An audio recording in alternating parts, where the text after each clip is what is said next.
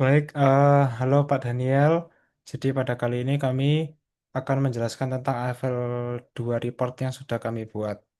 Sebelum itu perkenalkan saya Hanselius, dan ini ada teman saya Angga Damika Jaya, dan ini ada juga Jason Christopher.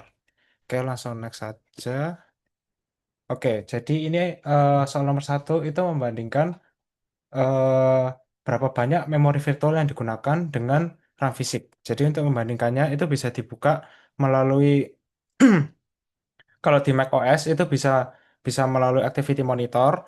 Jadi nanti bakal dicek di bagian memorinya, nanti ke bagian paging memori nanti bakal kelihatan di bagian sesuai sama gambar ini. Nanti bakal bisa dibandingkan dengan cara membandingkan memory use dengan ditambah dengan swap use yang dibandingkan dengan physical memory untuk menemukannya. Jadi filter memori di macOS itu adalah penjumlahan antara memory use dengan swap use gitu. Jadi sebenarnya apa sih memori virtual itu? Memori virtual itu adalah memori yang menggunakan perangkat keras dan perangkat lunak untuk memungkinkan komputer mengkompensasi kekurangan memori fisik dengan mentransfer data sementara dari RAM ke penyimpanan disk atau yang seperti biasa disebut sebagai SSD. Jadi sementara itu kayak istilahnya suatu proses itu ada setiap memori-memorinya sendiri yang disebut virtual memory. Nah, nanti itu ada beberapa page-page tertentu yang kemudian akan istilahnya kayak dipetakan oleh memory map yang kemudian diarahkan ke physical memory dan dialihkan ke arah disk. Gitu secara singkatnya. Next, oke. Jadi yang berikutnya itu adalah berapa ukuran halaman sistem Anda atau sistem page size-nya itu berapa. Jadi untuk mengetahuinya itu bisa dengan membuka terminal, kemudian mengetikkan komen page size. Nanti akan bakal langsung muncul angkanya, seperti di sini munculnya itu 16384. Itu berarti munculnya itu dalam bentuk bytes. Berarti nanti ya kurang lebih sekitar 16 kilobytes gitu. Itu biasanya biasanya itu ukuran defaultnya untuk Apple Silicon itu biasanya sekitar segitu. Lalu apa sih sebenarnya sistem PSIS? Sistem PSIS itu adalah ukuran data yang tetap dalam sistem memori virtual atau virtual memory, di mana data itu dibagi menjadi blok-blok berukuran tetap yang disebut halaman. Jadi biar halamannya itu nggak nggak aneh-aneh, nggak berbeda-beda. Jadi dia itu kayak satu halaman itu pasti sekitar 16 kilobyte ini. Jadi biar lebih gampang buat diakses gitu. Oke, next nomor 3, silakan. Oke, saya silakan jelaskan nomor tiga. Nah, ini nomor tiga pertanyaan apakah memori fisik, bagaimana jadi jika memori fisiknya penuh dan juga mati. Nah, dari foto-foto dari gambar ini yang didapatkan dari aplikasi bernama Activity Manager. Nah, ini bisa dilihat bahwa aplikasi sistem yang sudah digunakan itu sudah melebihi hampir penuh dari RAM-nya yaitu 8 GB yang di mana beberapa aplikasi dialihkan ke memori swap 7 GB yang di mana swap ini itu artinya adalah proses-prosesnya itu dipindahkan ke SSD-nya yang membuat eh, performanya menjadi lambat karena SSD itu 1000 kali lebih lambat dibandingkan dengan RAM yang ada yang membuat performanya lebih lambat dan perbedaan antar aplikasinya juga lebih lambat. Next. Nah, untuk bagaimana cara mengetahui virtual memory terbanyak bisa digunakan dari komen PS Axo PID count yang baris kedua yang paling atas. Itu mencari virtual memory yang terbanyak dari yang terkecil ke terbesar. Kita ambil yang dari terbesar, 10 terbesar, sehingga ditemukan ada semua aplikasi ini dengan memori terbanyak yang ada di sini. Di sini ada kolom ketiga, itu kolom ketiga itu artinya itu virtual memorinya. Nah, di sini juga ada beberapa komen di mana untuk mencari PID itu aplikasi apa aja. Dan dicari ternyata ada tiga aplikasi terbesar, yaitu Postman, Google Chrome, dan Opera. Next. Oke, selanjutnya saya akan menjelaskan tentang klasifikasi ancaman. Jadi di skenario saat itu ada seorang pengguna menerima email dengan lampiran invoice bla bla bla PDF. Nah, itu termasuk jenis malware ransomware di mana malware yang menginskripsi file korban dan meminta tebusan untuk mengembalikan akses. Ciri khasnya adalah inskripsi massal dan permintaan pembayaran seperti di sini dituliskan minta $500 dalam Bitcoin. Kemudian ada yang untuk skenario ketiga yaitu sebuah aplikasi Windows meminta hak akses admin untuk mengoptimalkan kinerja sistem. Nah, kalau ini udah pasti masuk ke Trojan karena aplikasi yang tak tampak sah dapat menyembunyikan fungsi berbahaya seperti memasang keylogger diam-diam setelah mendapatkan izin dari akses admin. Nah, kemudian ada yang senario 4. Senario 4 itu malware menyebar melalui jaringan perusahaan dengan mengeksploitasi kerentanan dalam protokol Windows SMB secara otomatis menginfeksi mesin. Nah, penyerang penyerang mengubah sistem dengan memasang malware dan menyebar otomatis itu pasti sudah termasuk ke worm karena tanpa perlu tindakan pengguna, dia akan mengeksploitasi kerentanan sistem seperti SMB di Windows kayak gitu. Kemudian ada yang kedua, klasifikasi senario 2 dan 3 itu termasuk serangan aktif atau pasif.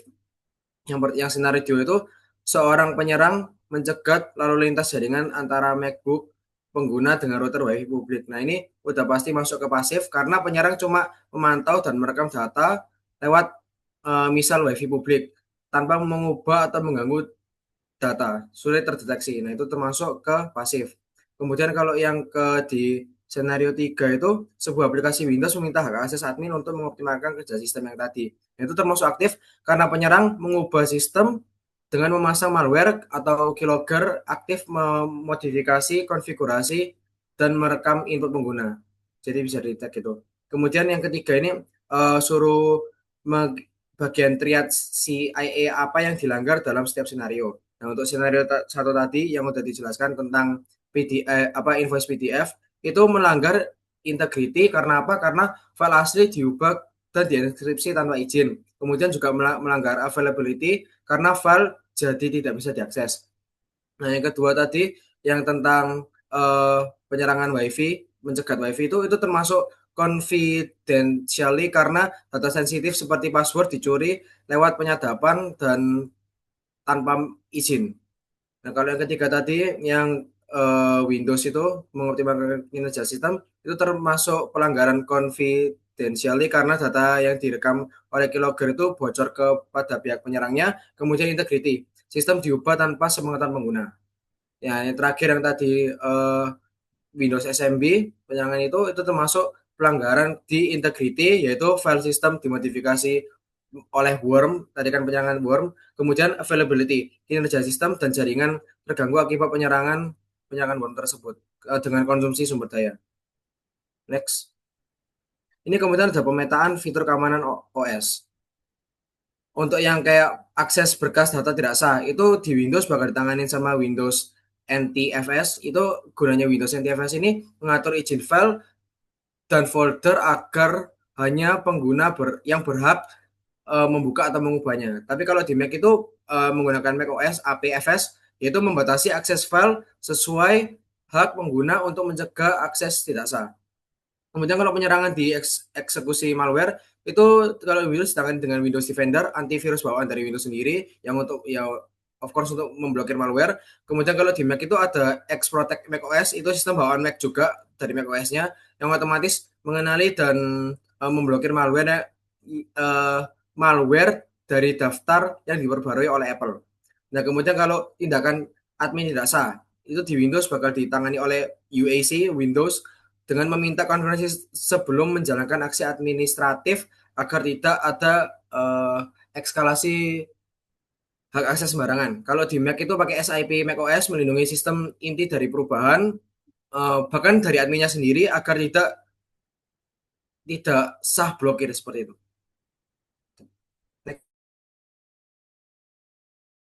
Oke, jadi berikutnya adalah tentang pengaksesan file vault. Jadi pertama itu bisa dengan buka privacy dan security, kemudian scroll ke bawah dan nanti bakal ketemu file vault. Kemudian dibuka file vaultnya, diaktifkan.